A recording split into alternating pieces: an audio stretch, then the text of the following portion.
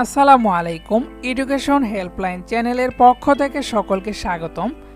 আজকের ভিডিওর বিষয় অন্তঃস্থ ধ্বনি কাকে বলে। অন্তঃস্থ জ, অন্তঃস্থ ল, ব এই ধ্বনিগুলোর উচ্চারণ স্থান স্পর্শ ও ঊষ্ম ধ্বনির মাঝামাঝি, এজন্য এদের বলা হয় অন্তঃস্থ ধ্বনি এবং বর্ণগুলোকে বলা হয় অন্তঃস্থ বর্ণ। আমি আবারও বলছি, অন্তঃস্থ জ, অন্তঃস্থ র, ল, ব এই ধ্বনিগুলো উচ্চারণের স্থান স্পর্শ ও ঊষ্ম ধ্বনির মাঝামাঝি, এজন্য এদেরকে বলা হয় অন্তঃস্থ ধ্বনি এবং বর্ণগুলোকে বলা হয় অন্তঃস্থ বর্ণ।